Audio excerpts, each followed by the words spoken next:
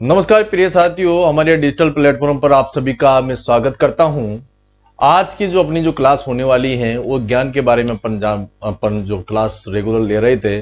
पहले अपन ने ज्ञान के बारे में जाना, फिर जो सेकंड क्लास में ज्ञान वर्गीकरण के बारे में जाना, और आज अपन जानेंगे ज्ञान के प्रकार के बारे में जानेंगे और ज्ञान जगत के बारे में जानेंगे। आज की जो क्लास होने वाली है, जो ज्ञान के प्रकार अपन देखेंगे कि ज्ञान के प्रकार कौन कौन से हैं। तो आज की जो क्लास में अपन ज्ञान के प्रकार उपलब्धता के आधार पर देखेंगे, प्रकृति के आधार पर देखेंगे, यानी on the basis of availability और on the basis of nature के आधार पर अपन देखेंगे ज्ञान के प्रकार। इसके अलावा मैं आपको बताना चाहूंगा कि अपनी जो राजधानी पब्लिकेशन से जो किताबें प्रकाशित होती हैं, जो आपके सामने है, जो भी विद्यार्थी अगर इन किताब को लेना चाहता है वो हमसे संपर्क कर सकता है। हमारे नंबर है स्क्रीन पर आप सभी को दिख रहे होंगे, 9602188866 और ये दूसरे नंबर 9602643866। इसके अलावा राजधानी पब्लिकेशन पब्लिशर नंबर आप कांटेक्ट करके डायरेक्ट बुक ले सकते हो। इसके अलावा अमेजन फ्लिपकार्ट से भी आप हमारी किताबें परचेज कर सकते हो। यहां पर मेरे विद्यार्थियों में आपको बताना चाहूंगा कि जो हमारी जो ब्रह्मास्त्र बुक है वो पूरी थ्योरी बुक है, ठीक है। यानी इस बुक में पूरा लाइब्रेरी साइंस का निचोड़ हमने डाल दिया गया है। इसके अलावा आपको बुक पढ़ने की जरूरत नहीं पड़ेगी, ठीक है।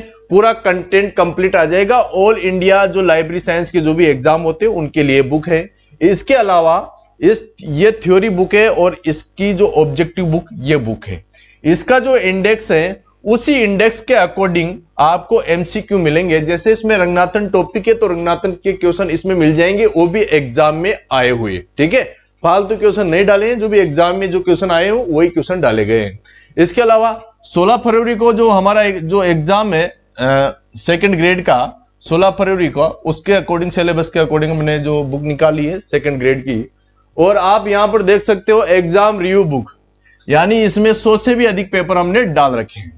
तो आप बुक परचेज कर सकते हो, यानी पूरी लाइब्रेरी साइंस का निचोड़ इन बुकों में मिलेगा आपको, जो दूसरी बुकों में नहीं देखने को मिलेगा। अब मैं आपके सामने आगे बात कर लेता हूं।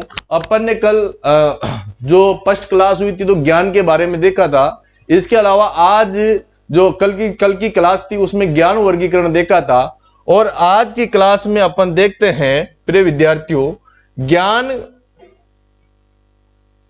आज की जो क्लास है उसमें देखते हैं अपन ज्ञान के प्रकार के बारे में देखते हैं, ठीक है। ज्ञान के प्रकार से क्वेश्चन आता है।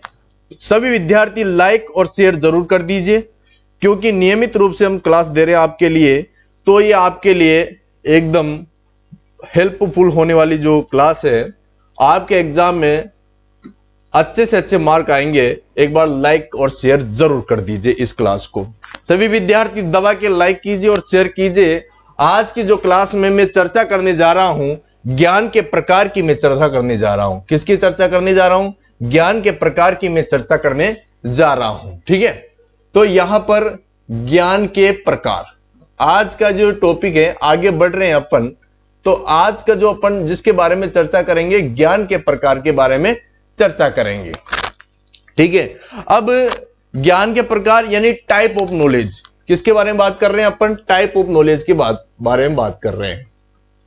टाइप ऑफ नॉलेज,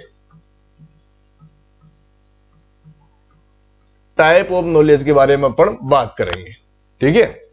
ज्ञान के प्रकार के बारे में यहां से डायरेक्ट सीधा क्वेश्चन आता है कि ज्ञान कितने प्रकार के होते हैं, उपलब्धता के आधार पर ज्ञान कितने प्रकार हैं, प्रकृति के आधार पर ज्ञान कितने प्रकार हैं। इसके अलावा डॉक्टर एस.आर. रंगनाथन ने संपूर्ण ज्ञान जगत को कितने भागों में बांटा। इस प्रकार के क्वेश्चन आपको देखने को मिल रहे हैं, जो आपके कवर करवा देंगे इसमें। यहां पर जो पहला जो ज्ञान का प्रकार है, यहां पर ज्ञान के जो प्रकार हैं, एक तो उपलब्धता यानी availability, on the basis of availability, और on the basis of nature के आधार पर यहां पर डिवाइड किया है ज्ञान के प्रकार को, ठीक है। तो यहां पर मैं बताना चाहूंगा आपको,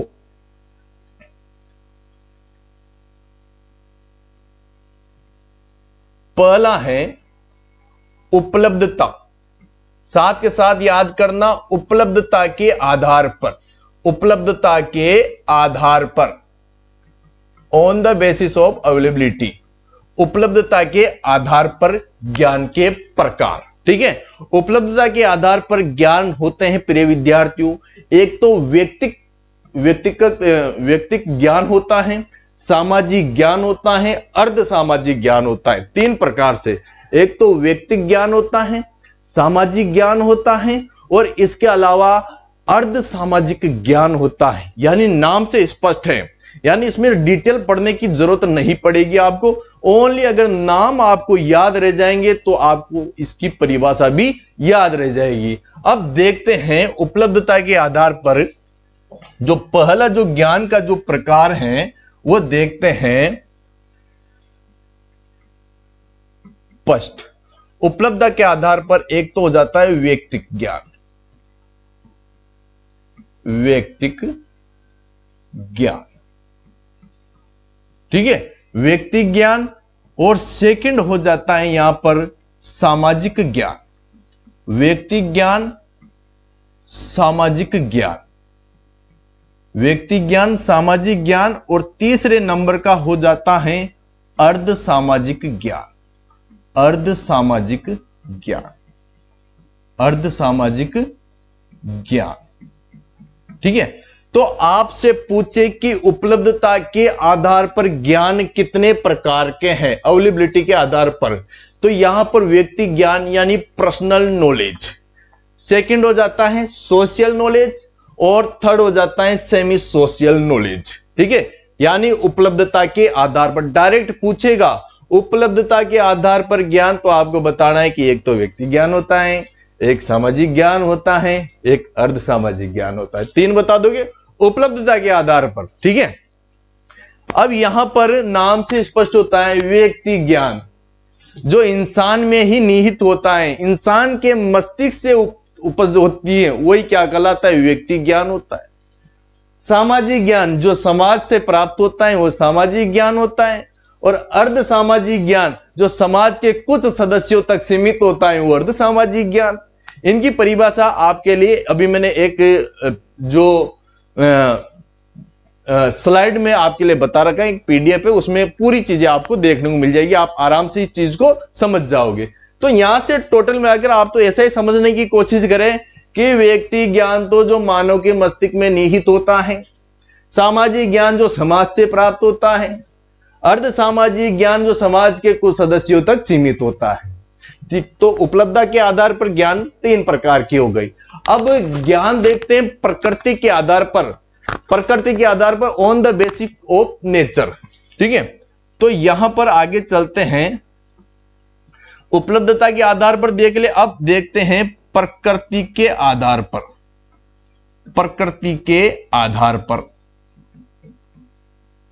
प्रकृति के आधार पर ज्ञान के जो प्रकार है नेचर के आधार पर, तो देखते हैं ये भी कितने प्रकार के होते हैं, तीन प्रकार के होते हैं। ठीक है, तर्क अथवा बुद्धि संगत, तर्क अथवा बुद्धि संगत। सेकंड नंबर का हो जाता है सहज अथवा अंतर्बोध और थर्ड होता है वैज्ञानिक ज्ञान। ठीक है, तो पहला तर्क अथवा बुद्धि संगत ज्ञान, तर्क अथवा बुद्धि संगत ज्ञान। तो पहला ज्ञान हो जाता है तर्क अथवा बुद्धि संगत ज्ञान। और तीसरे नंबर की बात, सेकंड नंबर की बात करते हैं सहज अथवा अंतर्बोध। ठीक है, सहज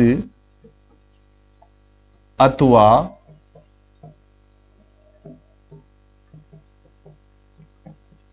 बोध।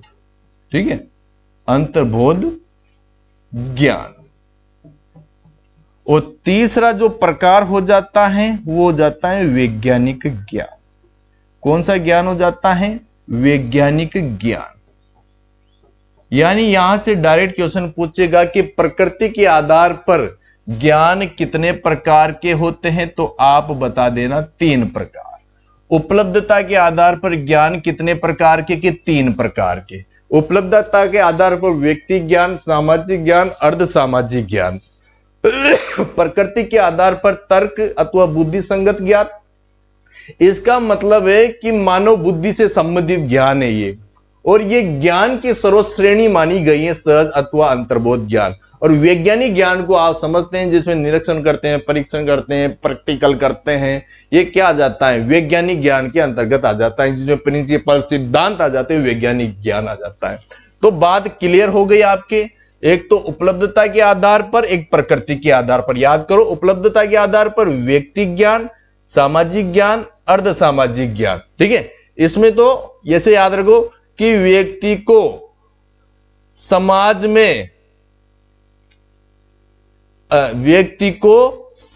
में ज्ञान की जरूरत होती है, व्यक्ति को समाज में ज्ञान की जरूरत होती है। ठीक है, तो समाज से कितना ज्ञान ले लेता है, आधा ज्ञान। तो ऐसे याद रह जाएगा, व्यक्ति को समाज में ज्ञान की जरूरत होती है, तो उपलब्धता के आधार पर ऐसे याद हो जाएगा।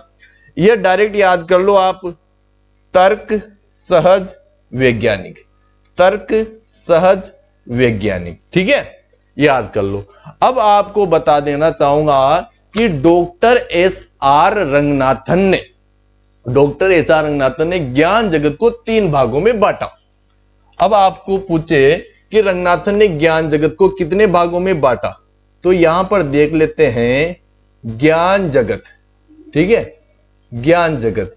अब ये ज्ञान जगत को डॉक्टर एस आर रंगनाथन ने, किसने, डॉक्टर एस आर रंगनाथन, पुस्तकालय विज्ञान के जनक doctor S R Ranganathan, doctor S R Ranganathan.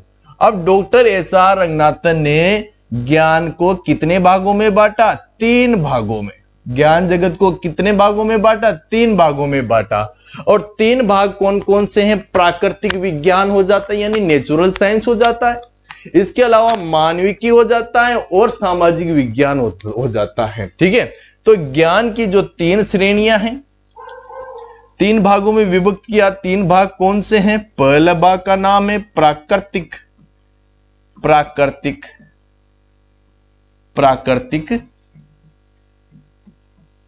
विज्ञान। ठीक है, प्राकृतिक विज्ञान पहला आ जाता है प्राकृतिक विज्ञान, और सेकंड आ जाता है मानविकी, ह्यूमैनिटीज, मानविकी, और यहां पर तीसरा जो प्रकार आ जाता है सामाजिक विज्ञान। सामाजिक विज्ञान, प्राकृतिक विज्ञान हो जाता है, मानविकी हो जाता है, सामाजिक यानी नेचुरल साइंस, ह्यूमैनिटीज और सोशल साइंस। यानी संपूर्ण जो ज्ञान जगत को इन 3 भागों में डिवाइड कर दिया डॉक्टर एस आर रंगनाथन ने। जब आप ज्ञान जगत के चित्रण में कोलन क्लासिफिकेशन पढ़ोगे तो उसमें इस प्रकार का त्रिभुज आपको देखने को मिलेगा। इसमें क्या होता है प्रिय विद्यार्थियों, इधर भी 13 सब्जेक्ट और इधर भी 13 सब्जेक्ट। ठीक है, ये 2 पार्ट में डिवाइड कर दी।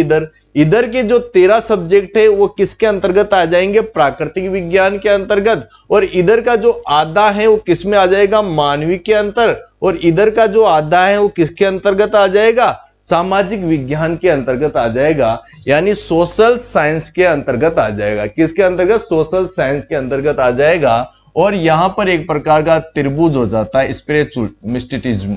ठीक है, यह आध्यात्मिक रहस्यवाद है। ठीक है, यह शीर्षक के रूप में होता है। त्रिभुज के जो बीच में रखा जाता है वह डेल्टा रखा जाता है। क्या रखा जाता है, डेल्टा एम एन के बीच में, एम और एन के बीच में रखा जाता है। ठीक है, बात क्लियर है, आप लोगों को अच्छे से समझ में आ गई होगी बात। तो आगे देख लेते हैं प्रिय विद्यार्थियों, आगे देख लेते हैं जो मैंने पढ़ाया आप लोगों के लिए उस पर एक नजर में मार लेता हूं थ्योरी की तरफ। वो थ्योरी भी मैंने आपकी सुविधा के अनुसार इसमें डाल दी है। भाई ये बता दिया मैंने उपलब्धता के आधार पर, प्रकृति के आधार पर।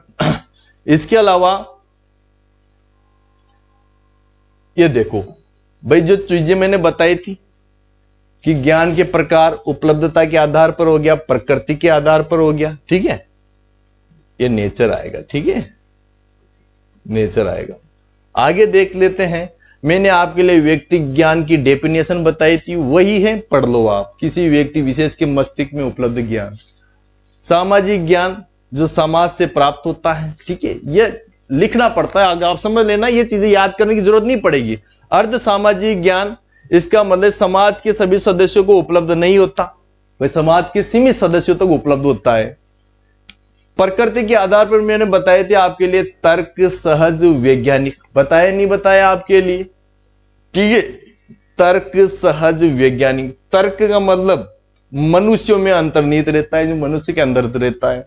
सहज ज्ञान मैंने बता दिया कि ये सर्वोच्च श्रेणी है, इतना डिटेल याद करने की जरूरत नहीं। वैज्ञानिक ज्ञान जो परीक्षण निरीक्षण विश्लेषण परिकल्पना सब की जाती है, वह वैज्ञानिक ज्ञान कहलाता है, ठीक है। तो इतनी चीजें पढ़ने की जरूरत नहीं पड़ती, लेकिन फिर भी मैंने आप लोगों के लिए बता दिया, आप एक बार देख लेना। आगे चलते हैं। मैंने आपके लिए ये चीज बता दी कि रंगनाथन ने संपूर्ण जो ज्ञान जगत है उसको 3 भागों में, नेचुरल साइंस, ह्यूमैनिटीज और सोशल साइंस, बता दी थी आपके लिए। आगे चलते हैं, आगे बात करते हैं अपन ज्ञान जगत के बारे में बात करते हैं, ठीक है। ज्ञान के प्रकार अपन ने देख लिए, अब अपन देख लेते हैं यहां पर ज्ञान जगत के बारे में। क्या देखते हैं? ज्ञान जगत के बारे में अपन देख लेते हैं, ठीक है। ज्ञान जगत, यूनिवर्सल नॉलेज, इसके बारे में अपन देख लेते हैं। यूनिवर्सल नॉलेज के बारे में अपन देख लेते हैं प्रिय विद्यार्थियों। अब यहां पर मैं आपको बताना चाहूंगा, ज्ञान जगत अपन पढ़ रहे हैं, क्या पढ़ रहे हैं अपन? ज्ञान जगत अपन पढ़ रहे हैं। तो ज्ञान जगत किसे कहते हैं? विचारों का जो संगठित स्वरूप होता है ना, उसे क्या कहेंगे? ज्ञान जगत। तो आप सीधे लिखना यहां पर विचारों का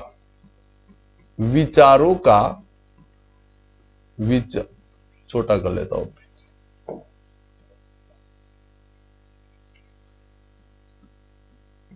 विचारों का संगठित स्वरूप। एग्जाम में आया हुआ है, विचारों का संगठित स्वरूप क्या कहलाता है? संगठित स्वरूप।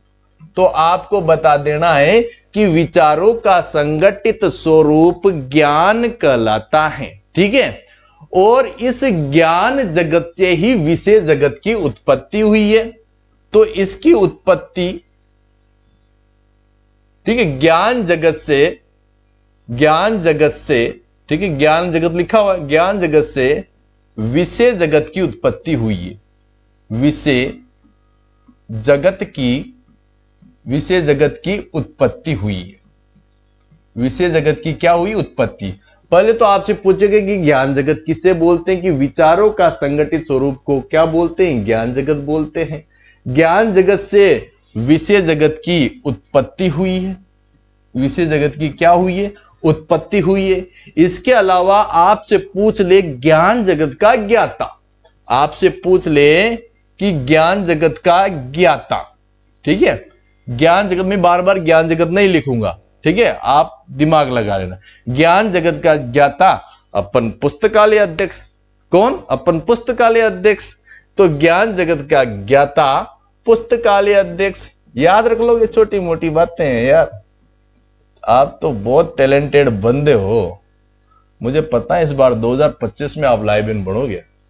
दृढ़ संकल्प कर दिया, रात दिन एक कर दो, किताबें पढ़ लो, बार बार किताब एक ही पढ़ो और पुराने क्वेश्चन निकालो दबा के। मैं बोल रहा हूं आपका सिलेक्शन कोई भी नहीं रोकेगा, 100% सिलेक्शन होगा, भगवान भी आपका सिलेक्शन नहीं रोकेगा। मैं बोल रहा हूं पुराने पेपर पढ़ो दबा के। मेरा खुद का अनुभव है, मैं खुद लाइब्रेरियन हूं, और असफल भी हूं और सफल भी हूं, असफल भी हुआ हूं और सफल भी हुआ हूं।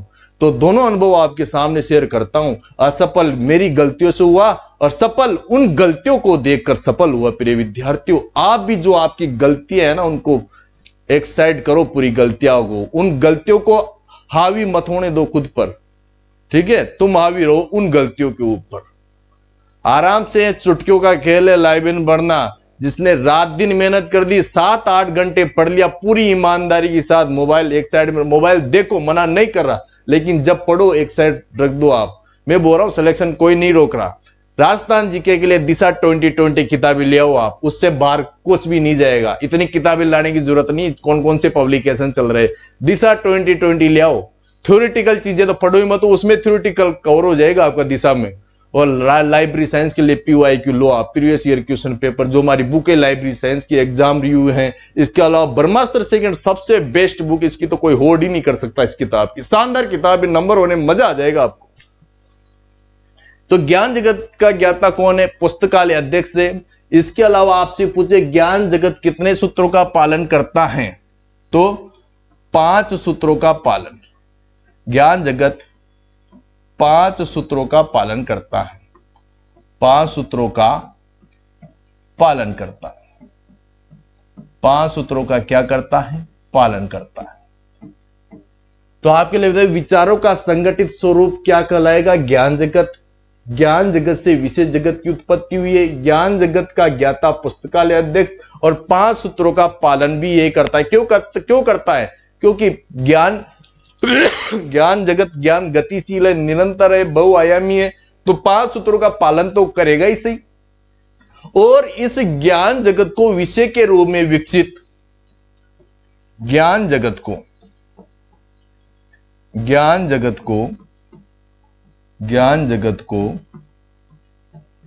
विषय के रूप में, ज्ञान जगत को विषय के रूप में, ज्ञान जगत को विषय के रूप में विकसित, ज्ञान जगत को विषय के रूप में विकसित।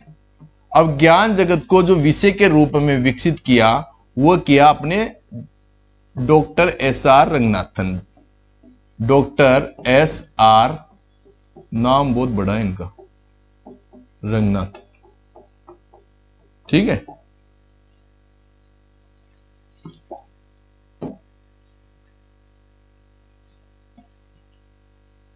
क्या हो गया? रंगनाथ, ठीक है, समझ जाना है ना। डॉक्टर SR ज्ञान जगत को विषय के रूप में, विषय के रूप में डॉक्टर SR, इस ज्ञान जगत को विषय के रूप में लाने वाले रंगनाथन, याद हो जाएगा। विषय के रूप में लाने वाले रंगनाथन, याद हो जाएगा। इसके अलावा पुस्तकालय ज्ञान का द्वार है।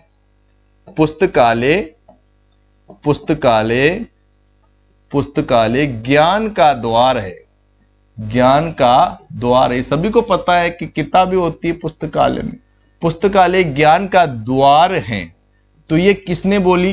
NKC, national knowledge commission, national knowledge commission, ठीक है, याद रह जाएगा। नेशनल नॉलेज कमीशन ने कि पुस्तकालय ज्ञान का द्वार है, दरवाजा है, ये किसने बोला? NKC में, ठीक है। इसके अलावा ब्रेन चेंबर की 2 अवधारणा दी गई है, ठीक है। ब्रेन चेंबर की, ज्ञान जगत के लिए जो ब्रेन चेंबर बोला, ब्रेन चेंबर, ये एग्जाम में पूछता है कि ब्रेन चेंबर, ये डायरेक्ट उठ के आता है ब्रेन चेंबर। ब्रेन चेंबर की अवधारणा, ब्रेन चेंबर की जो अवधारणा, ब्रेन चेंबर की जो अवधारणा किसने दी? डॉक्टर रंगनाथन ने। किसने दी? डॉक्टर रंगनाथन। डॉक्टर रंगनाथन ने ब्रेन चेंबर की अवधारणा दी, याद रह जाएगा। क्या आपसे पूछेगा कि ब्रेन चेंबर की अवधारणा किसने दी? तो किसने दी? डॉक्टर SR रंगनाथन ने। और ये ब्रेन चेंबर किससे संबंधित है? ज्ञान जगत से। मैं लिख देता हूं यहां पर, ब्रेन चेंबर से संबंधित है, ठीक है। ब्रेन चेंबर, ब्रेन चेंबर से संबंधित है, ठीक है। ज्ञान जगत किससे संबंधित है? ब्रेन चेंबर से। इसके अलावा यहां पर जो वट वृक्ष के समान, वट वृक्ष के समान ज्ञान जगत को माना, किसने? रंगनाथन ने, ठीक है। तो यहां पर मैं लिख देता हूं कि वट वृक्ष की संज्ञा किसने दी? वट वृक्ष, ज्ञान जगत को वट वृक्ष की संज्ञा, ज्ञान जगत को वट वृक्ष माना। किसने माना? तो वट वृक्ष माना डॉक्टर रंगनाथन ने। किसने माना? डॉक्टर रंगनाथन ने क्या माना? वट वृक्ष माना। क्या माना? वट वृक्ष माना। ठीक है। और यहां पर ज्ञान जगत की उत्पत्ति के जो सिद्धांत हैं उसका उल्लेख प्रोलेगोमिना टू लाइब्रेरी क्लासिफिकेशन में मिलेगा। तो यहां पर मैं लिख देता हूं कि ज्ञान जगत की उत्पत्ति के सिद्धांत, तो ज्ञान जगत की उत्पत्ति के जो सिद्धांत हैं वो किसमें माने जाएंगे? वह किसमें मिलेंगे आपको? प्रोलेगोमिना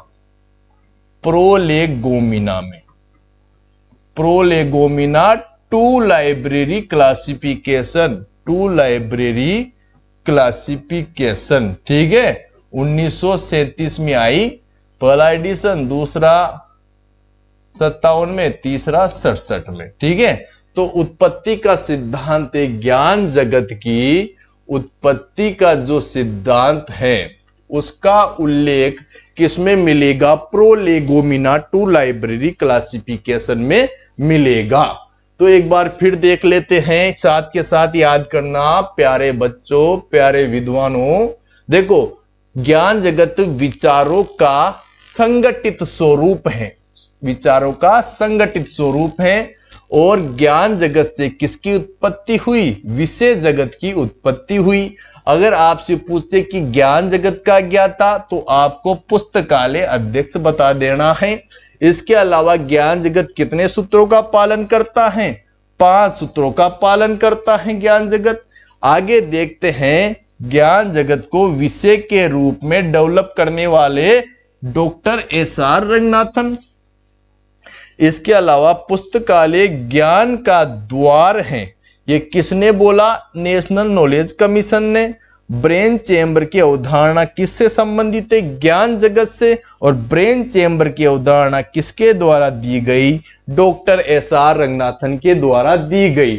ज्ञान जगत वट वृक्ष की संज्ञा या वट वृक्ष के समान किसने माना? डॉक्टर रंगनाथन ने। और उत्पत्ति के सिद्धांत ज्ञान जगत के किसमें मिलते हैं? प्रोलेगोमिना टू लाइब्रेरी क्लासिफिकेशन। ठीक है, बात क्लियर है। और इसको जो सब्जेक्ट के रूप में, विषय के रूप में शामिल किया वो दिल्ली यूनिवर्सिटी ने, ज्ञान जगत को विषय के रूप में। ठीक है, तो यहां पर लिख देता हूं ज्ञान जगत को विषय के रूप में। तो विषय के रूप में डॉक्टर SR रंगनाथन ने यह विकसित किया। और यह किस पाठ्यक्रम में शामिल किया गया? तो दिल्ली यूनिवर्सिटी द्वारा यह शामिल किया गया। दिल्ली विश्वविद्यालय द्वारा 1948 में विषय के रूप में शामिल किया गया, यानी पाठ्यक्रम में शामिल किया गया। याद आ जाएगा, पाठ्यक्रम में शामिल किया गया। बात क्लियर है?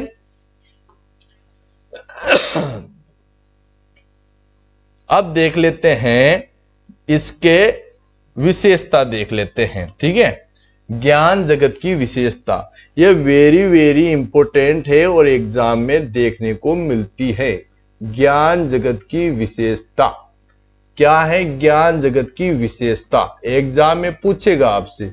ज्ञान जगत की विशेषता यह इंपॉर्टेंट है, पूरी विशेषता इंपॉर्टेंट है और एग्जाम में आई हुई है। ठीक है, तो विशेषता में पहली जो विशेषता आ जाती है, उसमें पहली विशेषता कि ज्ञान क्या है? गतिशील। पहली विशेषता यही है, ज्ञान क्या है? गतिशील। पहली विशेषता यही है, ज्ञान गतिशील है। ठीक है, याद रख लेना, इंपॉर्टेंट है, एग्जाम में पूछ लिया बहुत बार। ठीक है, मैं यही बता रहा हूं, क्वेश्चन नहीं करवाऊंगा विशेषता क्या। ठीक है, ये एग्जाम में पूछ लिया। ज्ञान क्या है? गतिशील है। ज्ञान अनंत है, ज्ञान निरंतर है। ज्ञान क्या है? अनंत। ठीक है, ज्ञान क्या है? निरंतर।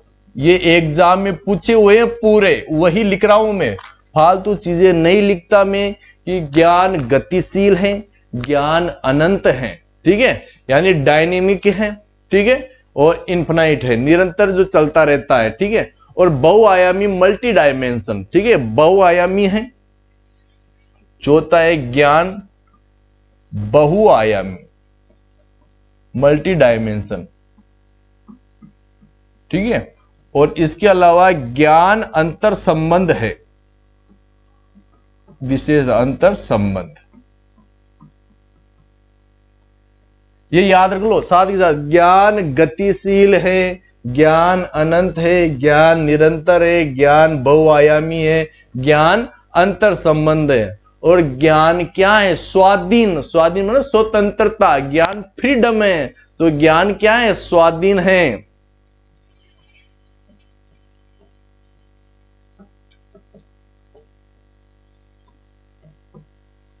ठीक है, तो ज्ञान क्या है? स्वाधीन। स्वाधीन मतलब इंडिपेंडेंट, ठीक है। इसके अलावा ये क्वेश्चन भी आएगा आपके, ठीक है। तो ज्ञान क्या है? स्वाधीन है। ज्ञान प्रगतिशील पृथक्करण है। तो ज्ञान क्या है? प्रगतिशील, प्रगतिशील पृथक्करण।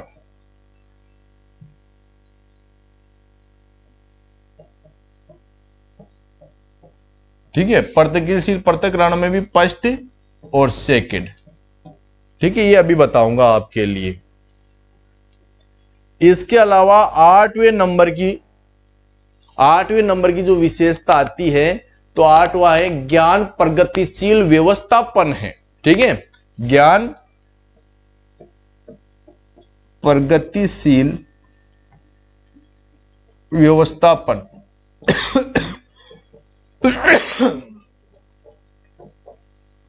ये ज्ञान की विशेषता चल रही है। गतिशील, साथ के साथ बोलो, गतिशील, अनंत, निरंतर, बहुआयामी, अंतर संबंध, स्वाधीन, प्रगतिशील पृथक्करण, फर्स्ट सेकंड, प्रगतिशील व्यवस्थापन, और अगला है समवर्ती पृथक्करण।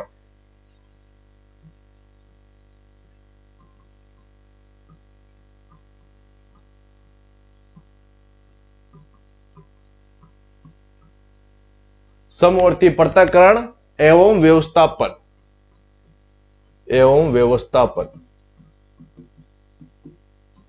ठीक है। तो ज्ञान की जो विशेषता याद कर लेना, एक बार फिर रिवीजन करवाता हूं। ज्ञान गतिशील है, साथ के साथ बोलो ज्ञान गतिशील है, ज्ञान अनंत है, ज्ञान निरंतर है, ज्ञान बहुआयामी है, ज्ञान अंतर संबंधित है, ज्ञान स्वाधीन है, ज्ञान प्रगतिशील पृथक्करण फर्स्ट सेकंड है, ज्ञान प्रगतिशील व्यवस्थापन है, ज्ञान समवर्ती पृथक्करण एवं व्यवस्थापन है। अब इन दो का अर्थ में बता देता हूं आपके लिए। ये मैंने आपके लिए बता दिया था कि गतिशील है, अनंत है, निरंतर है, बहुआयामी, अंतर संबंधित है, स्वाधीन है। अब आप पूछिए सर प्रगतिशील पृथक्करण 1 का मतलब क्या होता है? तो इसका मतलब होता है कि विशेष जगत के घटकों में होने वाला परिवर्तन, विशेष जगत के घटकों में होने वाला परिवर्तन क्रमशः संबंध से स्वतंत्रता की ओर होता है। संबंध से, पहले संबंधित थे, फिर दूसरे अलग होकर स्वतंत्रता की ओर होता है। जैसे मनोविज्ञान है, तो इसकी उत्पत्ति दर्शन विषय से हुई है। किससे हुई है? दर्शन विषय से हुई है। अब मनोविज्ञान अगर अलग होता है, मनोविज्ञान अलग होता है दर्शन विषय से, तो इस घटक का इस पे कोई प्रभाव नहीं पड़ेगा, तो यह पृथक्करण फर्स्ट कहलाएगा। दूसरा है पृथक्करण 2, जब विषय जगत को कोई घटक विभाजित हो और उसके विभाजित घटक पुनः विभाजित हो। जैसे आपको बता दूं प्रिय विद्यार्थियों, जैसे एक गणित है, ये कोई घटक है, ठीक है, फिर इसको पुनः विभाजित करो तो ज्यामिति, त्रिकोणमिति, अलजेब्रा, ज्योमेट्री वो आ जाती है ना, तो पुनः विभाजित करते ही, तो ये क्या आ जाएगा? पृथक्करण 2। और प्रगतिशील व्यवस्थापन से मतलब होता है कि दो विषय मिलकर नए विषय का क्या करते हैं? निर्माण करते हैं। समवर्ती पृथक्करण का मतलब क्या होता है? इसका मतलब होता है प्रिय विद्यार्थियों, इसमें पृथक्करण और सुसंगतता दोनों का सहयोग होता है। तत्पश्चात व्यवस्थापन के माध्यम से नए विषय का क्या होता है, निर्माण होता है। बात क्लियर है। ये आज अपन ने जाना किसके बारे में, ज्ञान के प्रकार के बारे में और ज्ञान जगत के बारे में, यूनिवर्सल नॉलेज के बारे में। तो आपको समझ में आया होगा। अब इसके क्वेश्चन अपन निकाल लेते हैं। क्वेश्चन आता है एमपीपीएससी 2018 में पूछा गया, किसने संपूर्ण ज्ञान को कविता, इतिहास, कानून में विच्छेदित किया। ऐसा कौन सा विद्वान था जिसने कविता, इतिहास एवं कानून में विच्छेदित किया संपूर्ण ज्ञान जगत को। ज्ञान जगत को कविता में भी डिवाइड कर दिया, इतिहास और कानून इनमें विच्छेदित कर दिया। तो यह था, आप लगा लेना अपने हिसाब से, मैं बता देता हूं। तो अरस्तु इसका आंसर आएगा। ठीक है, बहुत सारी किताबों में, कुछ किताबों में देखने को मिलेगा लेकिन ये नहीं है। ठीक है, तो अरस्तु है। अगला क्वेश्चन है जो एनयूएस 2022 मॉर्निंग में पूछा गया, फ्रांसीसी बेकन द्वारा विकसित ज्ञान वर्गीकरण की पद्धति बेकोनियन क्लासिफिकेशन को सर्वप्रथम किस स्रोत में प्रस्तुत किया। तो किस स्रोत में प्रस्तुत किया, तो इसका राइट आंसर क्या होगा, सोच लीजिए मन में। तो इसका राइट आंसर हो जाएगा एडवांसमेंट ऑफ नॉलेज। ये चीज मैंने आपके लिए पढ़ाई है, जो पढ़ाई वो एग्जाम में आ रही है, देख लो आप। अगला क्वेश्चन है, ज्ञान की श्रेणियां, एक तो कल्पना, स्मृति, कारण द्वारा किसके द्वारा निर्धारित की गई। कल्पना, स्मृति, कारण, है ना, किसके द्वारा निर्धारित की गई। तो यहां पर राइट आंसर क्या होगा। अगर आपसे कोई कल्पना, स्मृति और कारण आ जाए तो इसका राइट आंसर लगा देना फ्रांसिस बेकन। क्या लगा दोगे, फ्रांसिस बेकन। अगला क्वेश्चन है, निम्नलिखित में से पुस्तकालयों की महत्वपूर्ण भूमिका क्या है। DSSB 2023 का क्वेश्चन देखो, लेटेस्ट क्वेश्चन आपके लिए करवा रहा हूं, तो आपको कहीं जाने की जरूरत नहीं है। पूरी क्लासें ऐसी होगी। और एक कोई 2-3 विद्यार्थी पूछ रहे थे कि सर आपने कल छुट्टी कर ली, आप कोर्स कब करवाओगे। 1-1.5 महीने में कोर्स करवा देंगे, मस्त रहो, नो टेंशन।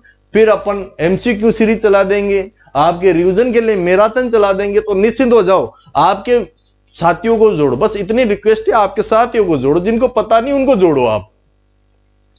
तो पुस्तकालय की महत्वपूर्ण भूमिका क्या होती है, तो इसमें राइट आंसर हो जाएगा ट्रांसमिशन ऑफ नॉलेज, इसका राइट आंसर हो जाएगा। अगले क्वेश्चन की तरफ चलते हैं। DW लैंग्वेज सॉरी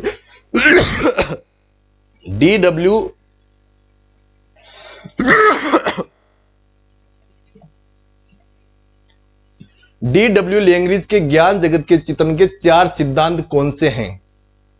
तो 4 सिद्धांत कौन से हैं DW लैंग्वेज के ज्ञान जगत के। तो ये ए ऑप्शन राइट हो जाएगा, ideology, principle, principle of social purpose, scientific order, principle of arrangement by discipline. ठीक है, अगले क्वेश्चन की तरफ चलते हैं। मस्तिष्क कोठरी। तो मस्तिष्क कोठरी से अब चमकना मत। मस्तिष्क कोठरी का मतलब होता है ब्रेन चेंबर। ठीक है, ब्रेन चेंबर। ठीक है, ब्रेन चेंबर। तो ब्रेन चेंबर का संबंध, आप ब्रेन चेंबर आ गया तो आप तुरंत लगा दोगे कि यूनिवर्सल नॉलेज है सर इसका। तो अगला है, किस घटक को एक विशेषज्ञ प्रणाली का मस्तिष्क माना जाता है। तो विशेषज्ञ प्रणाली तो इन्फ्रेंस इंजन को माना जाता है। किसको माना जाता है, इन्फ्रेंस इंजन को माना जाता है। अगला क्वेश्चन है, ज्ञान जगत का वह भाग जिसका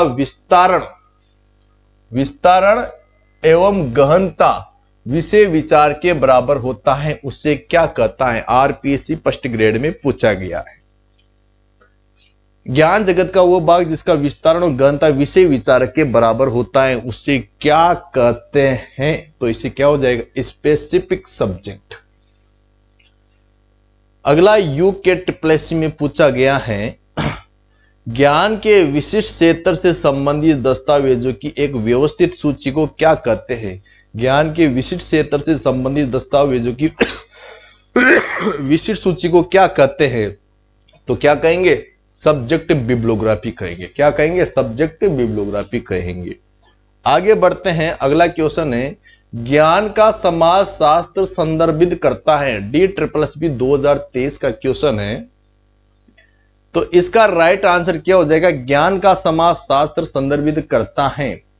तो इसका राइट आंसर हो जाएगा सी ऑप्शन राइट हो जाएगा, मानव समाज की उत्पत्ति, विकास, संगठन और कामकाज का विज्ञान या अध्ययन। ठीक है। अगला क्वेश्चन आ जाता है, समाचार पत्र किसका प्रसार करते हैं? तो समाचार पत्र किसका प्रसार करेंगे? यहां पर समाचार पत्र अपने ज्ञान पढ़ रहे हैं तो ज्ञान का ही करेंगे ना, तो नॉलेज इसका आंसर हो जाएगा। HPSSC हमीरपुर लाइब्रेरियन 2022 का क्वेश्चन है।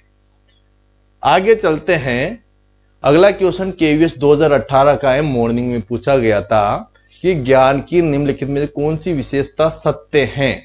तो कौन सी विशेषता सत्य है? तो knowledge dependent, knowledge is dependent, ये इसका क्या हो जाएगा? आंसर हो जाएगा।